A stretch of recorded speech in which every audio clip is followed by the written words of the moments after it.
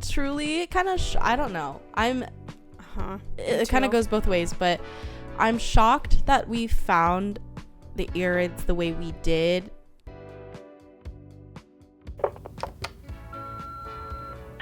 No, I'm literally obsessed. Hey besties, welcome to Literally Obsessed. It's Cassy And Brittany. Two little sickum girls. That's us. We got a little sniffly from the Ren Fair. It's true. So we've had the suds all week. Yeah. So sorry if we're sniffling or coughing or just sound gross. Our bad. Anyways, welcome to episode 11, everybody. Can't believe we're already here, but we're in chapters 38 through 41 this week. Yes. Crazy. I hope you guys have been having a good week so far. As always, everyone, if you guys would like to join our newsletter, you guys can subscribe to that. That has just kind of some updates with the podcast, updates with Brittany and I. If you guys want to get subscribed to that, the information should be in our description. And last thing before we jump in, our content and spoiler warning. As you all know, content, we are going to be talking about all types of spoilers, the end of the book, the interviews, everything is on the table. And wait, that was spoilers. Content, we cuss. There's nothing really smutty that happens at all anymore. Just kidding. I think there's one more scene coming up, but not in these chapters. Let's spill some tea, y'all. Let's start off with chapter 38. We start off in Zelena. I tried looking it up. I couldn't figure it out. What did they say in the audiobook? I think it's Zelena. Okay. Sorry. Correct me if I'm wrong, y'all. We start off in Zelena. Doesn't sound right, but whatever. And Violet notices how colorful things are for a place that doesn't have all of its magic. Finally, Xaden and Violet are able to speak down the bond as everyone else is able to somewhat speak to their dragons again. Xaden pulls Violet aside and tells her to never go between him and someone else again when he loses control. And she said she knows he will never hurt her, but nonetheless, he still gets worried about it. Calixta, a mistress in Zelena, too many, introduces the squad to thousands of people posted up to watch their quote-unquote festivities. The fuck? She also says some sketchy shit about them knowing they were coming for weeks and have been preparing for a while. Strange.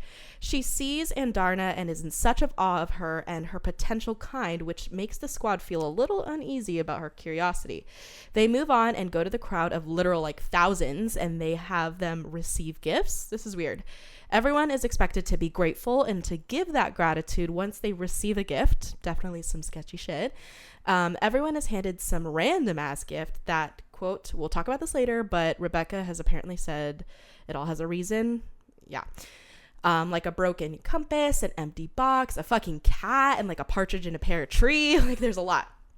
And also Dane gets slapped and Riddick gets a smooch on the cheek. LOL. Trager's gift is so fitting for a lovebird who was struck with a Cupid's arrow.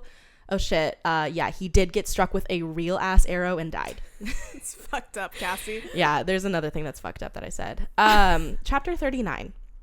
It is so sad because we get a play-by-play of Silas, Trager's griffin, dying alongside Trager, and it just wrecks all of our hearts. They pull Trager away, and Violet has to do some noble lead things and thank the bitches who killed him. Violet froze in this moment when being in shock for how things went. Our poor girl and our poor Trager.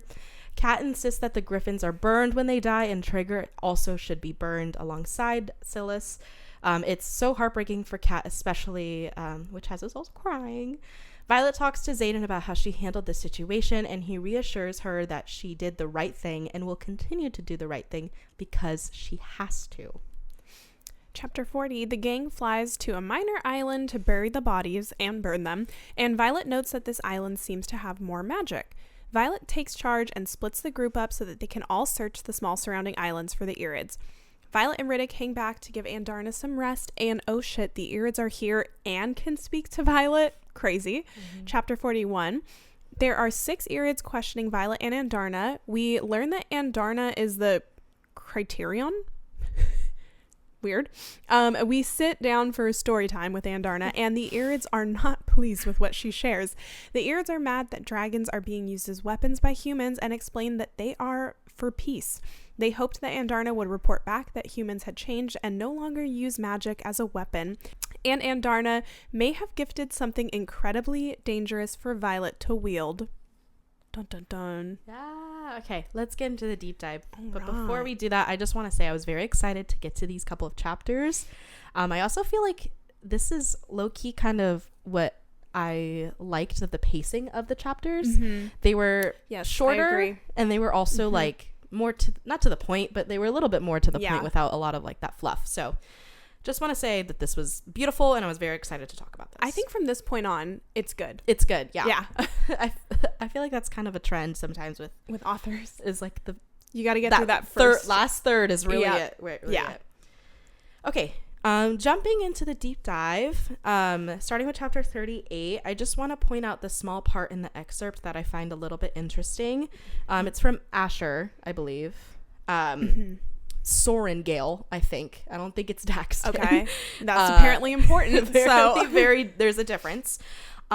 But this part of the quote that I thought was interesting, it says, prepare to accept luck as your guide and chaos as your standard, which I just feel like is an overall vibe for them in general, Yeah, despite of being in this isle. But boy, was he right. boy, was he complete. I'm like, maybe I'm dumb and I can't remember, but I want to know how he figured that out.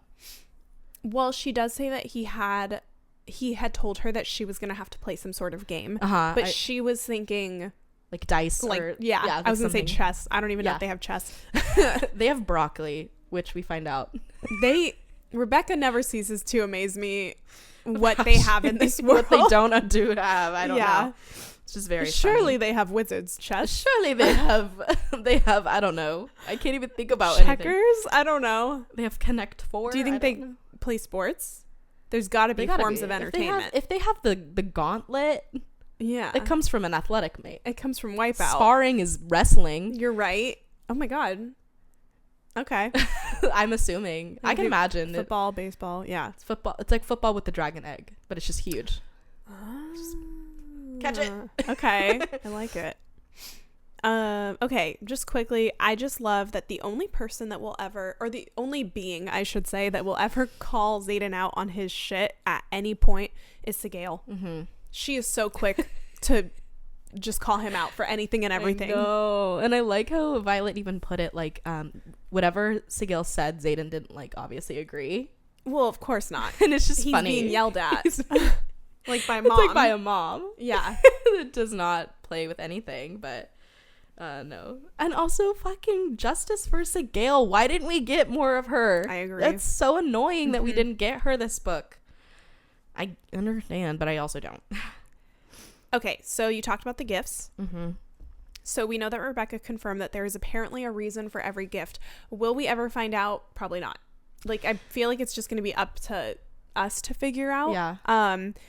But I did find like a read-along summary that shared insights on potentially what each gift could represent. So let me pull that up for us.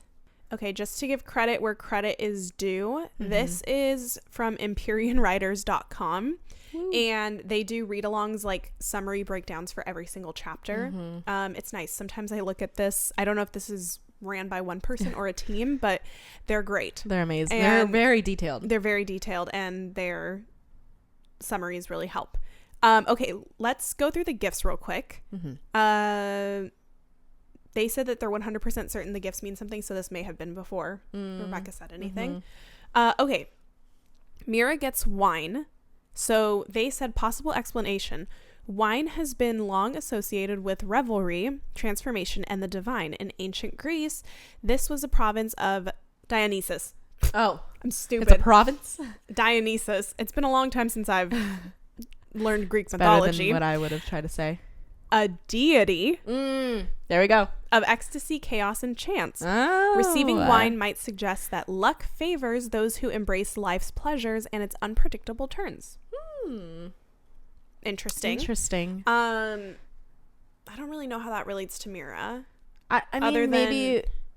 What were you gonna say? I don't know. I was gonna say other than she's like, she'll roll her eyes, but she's always down for whatever. Yeah, I don't know. Maybe it has something to connect with her signet. Okay, I don't even know what that would be for predicting words. Yeah. Okay, so then we have Marin, who gets 2 orange tunics.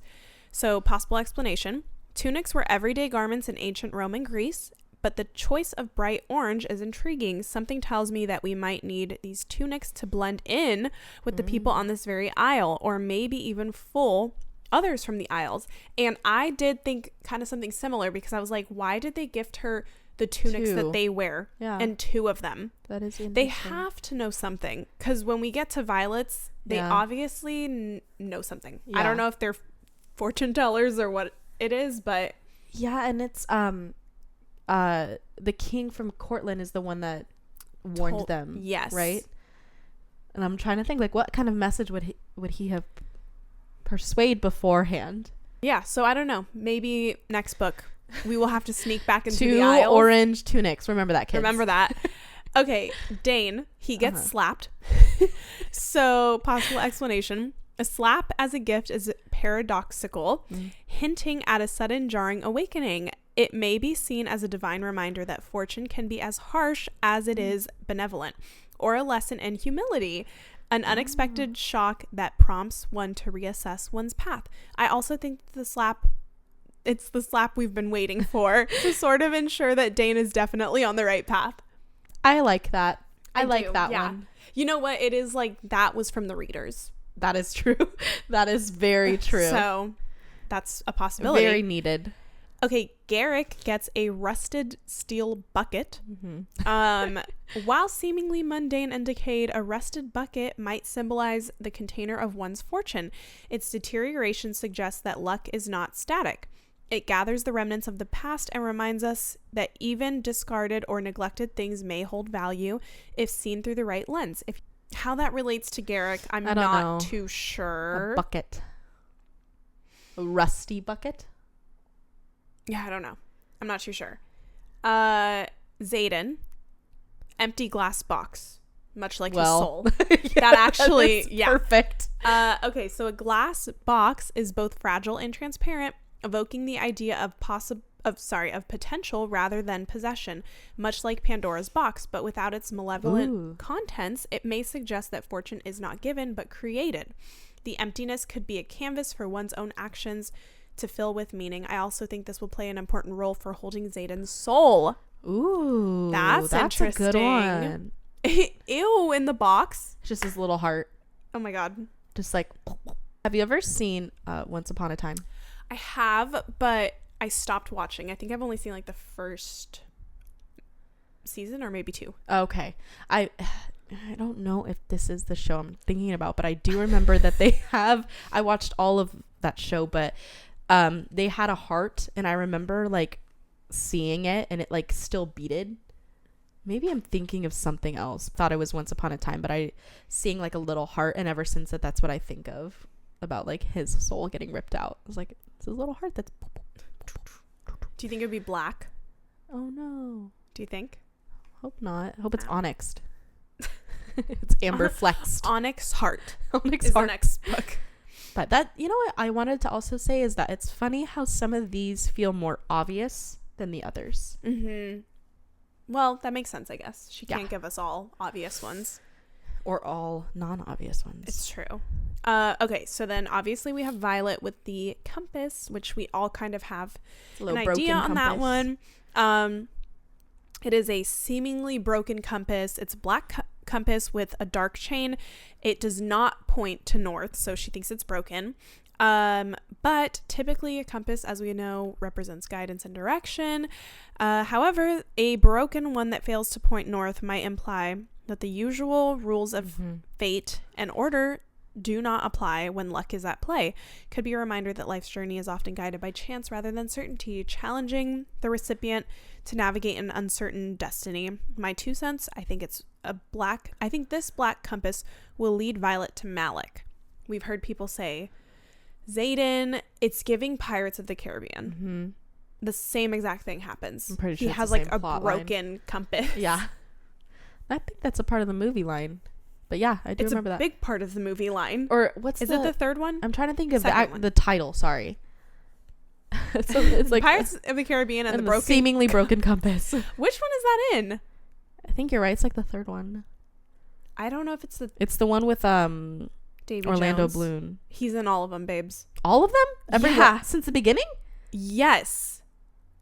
Oh, that's Cassy. news to me. I thought he was just in the like second and He's third in literally ones. all of them. Since the beginning? Oh shit. Yes. I'm sorry. I gotta do some homework. I haven't watched Pirates in a long time. I literally need to look up so you can see that he's in the cover art of the first one. I believe it. I'm just Keira Knightley, you know, she's in all of them too. Okay, I did know Keira Knightley. I can't believe that you thought Keira Knightley but not Orlando. He's literally on the cover, like huge. He's front and center. Obviously, I haven't watched it. It's what the forever. whole movie's about. I forgot. That's fucking I'm crazy. sorry. That's so funny. Oh my gosh. I gotta anyway, watch it. Well, I think it's the second or third one. Okay. I did also think it was interesting that Xaden tells her to not throw out the compass because it's bad luck, but it has to be foreshadowing that she's going to keep it somehow. Okay. Riddick, we're almost there, guys, gets a painted pair of lips. Lips symbolize communication, seduction, and the power of words.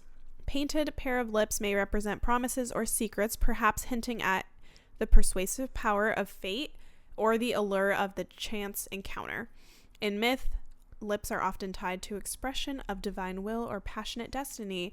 I think he was just kissed by Zinal for all his good work. Period. Okay, we'll Points take for it. Riddick. Or it was like a kiss goodbye because he's dying. No. Okay, Kat gets a gold necklace with a dangling ruby. Gold and ruby both carry connotations of wealth, passion, and protection. This piece of jewelry might symbolize the richness that luck can bestow, but also the bonds it creates, both to others and to one's own ambitions. Historically, the precious stones were often believed to possess talismanic qualities, safeguarding the bearer against misfortune. There are two other characters who have rubies, the Duchess of Moraine and Theophany. Is Kat gonna go evil? No, she's having a character arc. Huh. We can't have her go back. This might be her last straw. I get it. Me too. I would Violet turn too. has now taken away two men from her. Ooh, when It's you put it over like for that, that's Violet. crazy. It's true, though. Okay, two more. So Drake gets the claw, which is a kitten. I like how they were like amping it up so much. And then it's just I a love little how they cat. were like, the bear. It's a little kitten, It's a an little cat. orange kitten nonetheless. So kittens embody innocence, playfulness, and unpredictability. Much like luck itself, a kitten is charming, yet capricious, capable of both delight and mischief.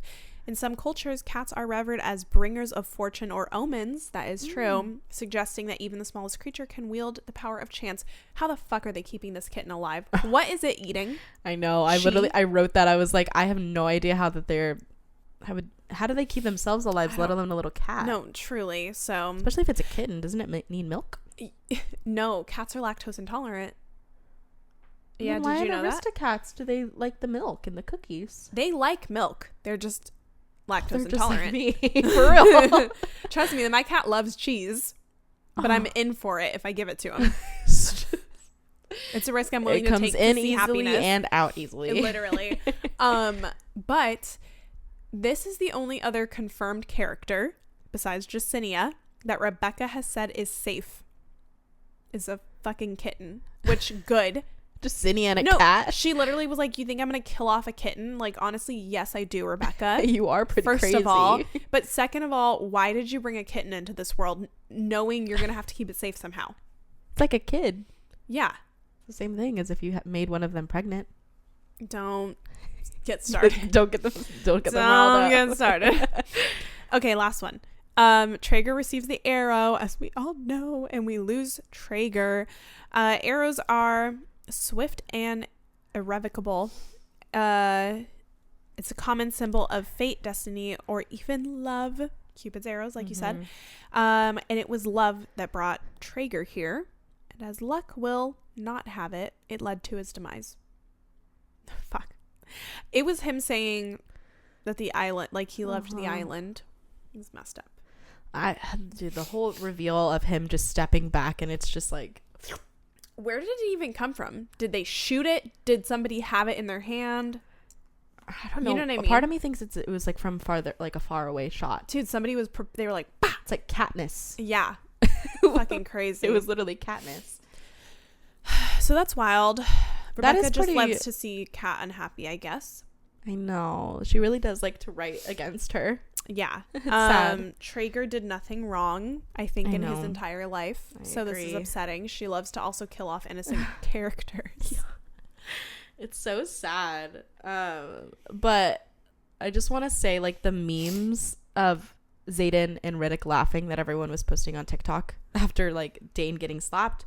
Thought that was really fucking funny. Yeah. We love a moment of friendship. And I loved how Xaden was just like, yeah, I'm kind of jealous. I wish that was me. I slapped him. I wish I slapped him. Oh, yeah. And then just Riddick getting kissed on the cheek. I think that's so fitting for him. It's very fitting for him. It's just perfect for him. Yeah. And I loved it.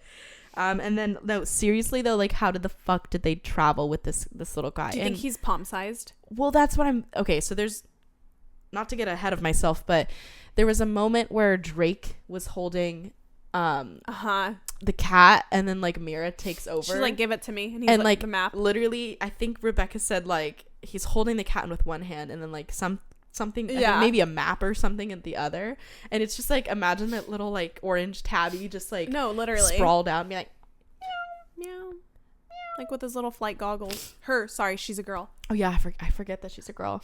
I don't know why I assumed she was a boy when it clearly says she. But I wish I put it in the final jam, but I didn't. But what is it? Broccoli from, what's that song? Who's it from? It's not Fetty Wap, is it? I don't know, but you know the song. Oh, that was really bad. But I know. Yeah, I heard it within that. That's what Riddick would put that in his playlist. 100%. That's what they flew into the island. Is that song? No. Someone is like broccoli, broccoli. No. Oh, that's an Ariana Grande song. But there's two broccoli songs. It's like, wait, why can't I think of? Doom, doom, doom. Yeah, you're right. Okay, thank you. Okay. All right, chapter 39. Is it Silas? I think so. Dying. Oh my god. It never gets easier seeing these little griffins die. I know. The griffins really hurt for some reason. They hurt because they're like these little fluffy lion things. Yeah. And like they just always look so sad in my mind. I've never seen them happy. I've never seen them ever happy, but they're always dying in whatever I've, like we've read. Yeah. And it was just like losing its balance, and it just poor little baby got so dead. I also just can't imagine being Kat. Yeah. And reacting. Yeah. And then like just that moment. Yeah. Witnessing all of it. Like finally being over Xaden. Yeah. Falling in love with someone new. Yeah. Feeling finally hopeful. Dead. Fucking before dead. He hit the ground. He hit the ground. That's wild. Already dead. Are you kidding me? Also, I want to know what their last moments were together. Like, before this whole thing happened. Like, what was their last conversation? And I'm really sure sad. She's really thinking about that. Yeah. And then my next thing is Xaden starting to lose hope is very apparent in this chapter. Because I think Violet says, like, I didn't realize that you wrote it as a favorite quote. Okay. Use it. Okay. I wrote something else, so. So there's this quote where Xaden says, "There is no cure for me." He presses a kiss to my forehead. "That's why you have to become better than me. There's only you." Because they talk about how she has to help Xaden care for Tyrandor, basically. Yeah. It's so sad. He's just really already being like, no, it's all gonna be you now. Yeah. It's very foreshadowing. Very foreshadowing. He's like, you're also... I like how he was like, you'll also protect Tyrandor, right? She's like, yeah, of course, I promised. He's like, you sure? I'm gonna swear on your life? Like, through a marriage, would you do it? He's like, so if we got married right now, hypothetically, would you take over if my soul was like taken over by Venom? It's crazy. I know it's wild to think about, but like, would you? Would you do it? Just asking for a friend. Okay, chapter 40. All right. Okay, interesting that Violet points out that the sand is black and that the water is the blackest shade of blue. Are they near the Bay of Malik? Or am I crazy?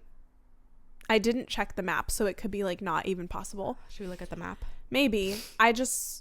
Why is everything like, why does it have no color? Or like, why is it black? Where are the isles? Well, actually, I don't even think they would be there because that's the continent. Right? Oh. They're probably Over here. So then maybe. I don't know. The Bay of Malik is over here. Okay, well, I could be wrong. I don't know. Unless there's 2 Bays of Maliks. I don't know. It was just, I think it's interesting that there's like no color. The blackest blue, shade of blue. Yeah. It's a pretty deep color. It's pretty not navy. That's not navy. It's deeper than navy. That's like a midnight. She could say midnight blue. Well, she really had the blackest shade of blue. Yeah, okay. Heard. Sad little moment, but Kat crying and like having her head on Marin's shoulder. Really sad. And also just like, damn, like, am I being a best friend? How do you do that? Like, how do you be supportive there? She's like, man, 2 guys in a row for her. Fuck. But also it was Kat, like Violet being like, I'm so sorry. And her being like, it's not your fault. I asked him to come. Kill me. Yeah. That's so sad. Oh my gosh, crying. Okay, so just putting a little pointer on the name broccoli. I personally like broccoli. Do you like broccoli? You like broccoli? Yeah, I mean, it's like so silly. Right, it's so silly. But it's funny how in this fantasy world, they even have their own like stigma against broccoli. Because they're like, why'd you pick broccoli? Yeah, that's fair. And I think Drake said something like, it's not what you wanted, but you'll take it anyways, or something along the lines of that. For one, love broccoli. I also I'm just love gonna throw broccoli. it out there. No, I love broccoli. I don't know what the stigma is. I mean, I guess as a kid, maybe I hated broccoli. I've always liked broccoli. I liked cauliflower more than broccoli. Yes, and then like I said, Drake and Mira being flirty over the cat, it kills me. They had a couple flirty moments. They really did. I don't know exactly what she said, but she said something silly, and I was like, LOL, Mira, that's funny. I also just love Riddick and Atrum's relationship. They silly hate little each guys. other. No, But they I love don't each think they other. do. They bicker like They brothers. like to like play little pranks on each other. It's so it's funny. like they're perfectly bonded. I will It's so always say good. that. Truly, kind of, I don't know. It kind of too. goes both ways, but I'm shocked that we found the Irids the way we did. Also, at the time we did, I kind of weirdly expected it to be a little bit longer until we found them. And like, not saying I was disappointed, but I did kind of expect slightly a bigger reveal to them, which, not saying that this wasn't epic. It was. But I don't know. I think maybe I just didn't fully have an expectation of how they were going to be revealed, but this wasn't it. Yeah, it's very weird that they probably would have never even come to this island If had they Trager not died. died. So I guess he helped them find the Irids. But I was also like, I hate that they found him right after he died. Like, you're telling me we could have just skipped that other island and come here. Yeah. I don't know. I guess that's fate, luck, whatever. Whatever you call it. All had a way of working out. Yeah. But yeah, it was a little sooner than I expected to. It was sooner, but I was also like, I'm so sick of these aisles. Yes, I agree. So I'm happy about it. Yeah. But yeah, I was not happy with their introduction. That's for sure. Okay, so let's go into chapter 41. I just got to say, I love how Riddick and Violet just immediately begin signing so that the dragons don't know what they're saying. Just so smart of them, and such a great way to incorporate that these characters all know sign language. Yeah. Like, it's been incorporated many times with like Jasenia and stuff, but like, great thinking, Rebecca. Yeah. Having these characters know sign language and like it coming into use. Yeah. No, really. And also very inclusive. Love inclusivity. Very smart though. Also, the dragons, I'm sure they're like, what are they doing? No, they're probably like silly little humans. What are they doing with their hands? They think they can imagine they actually us. can sign too. They like take their little hands and they're like with their little claws. They're like Like, that would kill me. We talked about this when we first read it, but Andarna doing the fucking reenactment of her life kills me. It reminds me of Toothless in How to Train Your Dragon, when he's just like boop, boop, boop, boop, boop, boop, and he's like bouncing around.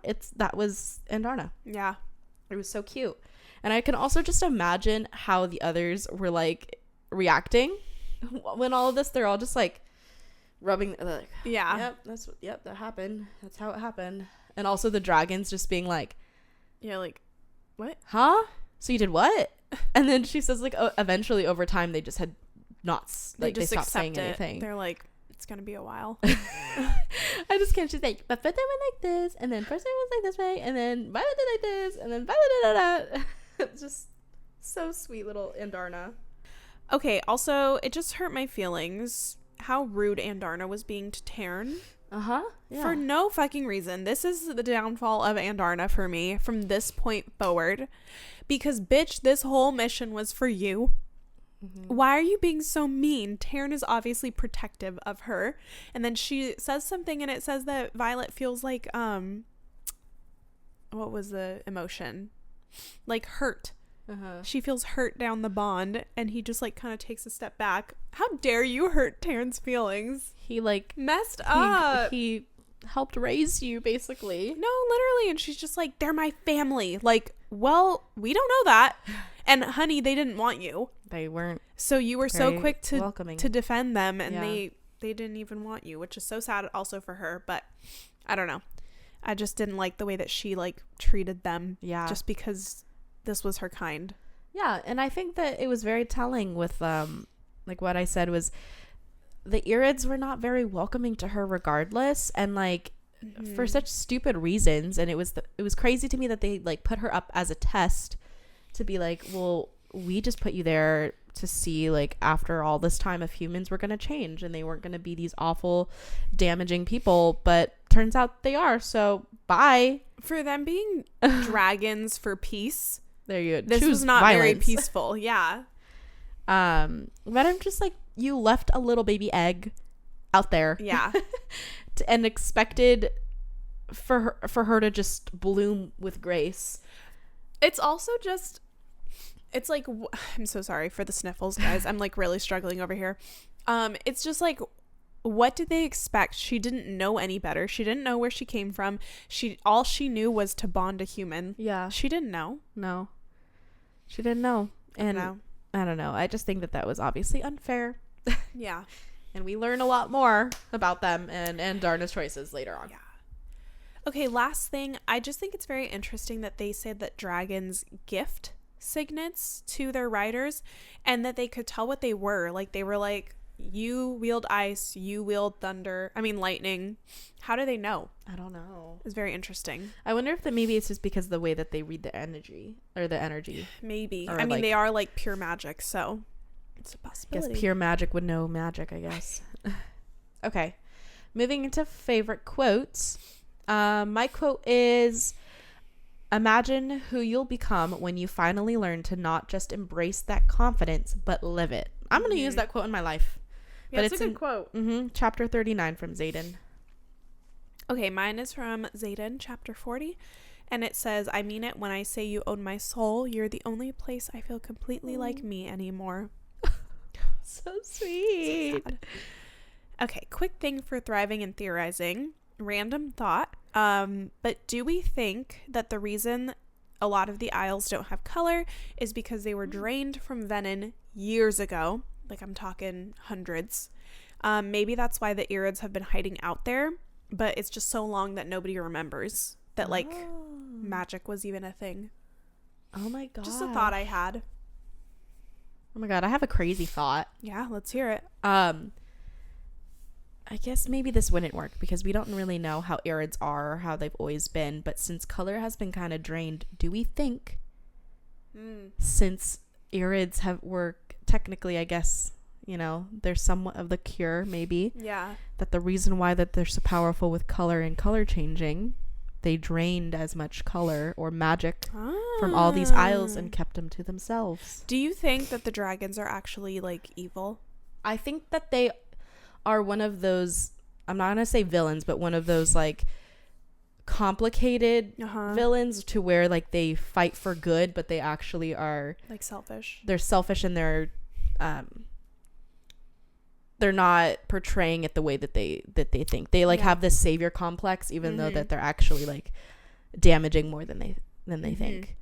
Because I think that what they say is like, no, we're all for peace, so we're not going to help these humans who are dying. Like that is just like, that's in its own. Like that's like those kind of people that just say like, oh, that sucks, and then just like move on with their day. You know, they don't like do anything about it. So interested to see how book 4, you know, adds to the Irids as well. Yeah. All right. Final jam. I'm so sorry for this. You Give Love a Bad Name by Bon Jovi. And if you guys don't know how that song starts, it's shot through the heart and you're too late. You give love a bad name. That's how the episode ends when he gets shot. How epic though, low-key. It would be a little bit. It would be a little epic. Yeah. I have to admit. Sorry, I just had to say it because right as I was reading it, I was like, shot through the heart and you're too late. And then my next song is Staying by Lizzie. I keep almost saying Lizzie McGuire. By Lizzie McGuire. Lizzie McAlpine. Really love this song. I recently listened to it for the first time, but it's just talking about like, should I stay with like this brokenness? And I thought a lot about Violet. Mine is Old Recliners by Role Model for no reason other than I just like love that song. Role Model has also been our thing. Feel like it could fit in at some point. Think about you. Oh my god, that's probably Kat's song. Fuck. That was probably Kat's song. Kat channeled through you. Yeah, that could be her reminiscing on Trager. Oh, I just felt like it was like it's like a slow kind of sad song. Yeah, it fits the vibe. I agree. Love Role Model. Love him. But yeah, that's all we have for you guys. Woo. Thank you for sticking with us with our sick girls. So sorry. I can't wait to blow my nose after this. I've got to be honest. But we hope you guys enjoyed today's episode. Let us know your guys' thoughts. If you guys have any theories or any music choices you would like us to talk about, please let us know. Next week, I'm pretty sure if I read correctly, these chapters are starting to just get more crazy. Yeah. Crazier and crazier. Yeah. Thank you guys so much for putting up with us. Like truly. And yeah, we hope you guys enjoyed today's episode. We'll see you next week, besties. Bye, y'all. Have a good week. Hopefully we won't be sick. Hopefully not. Bye.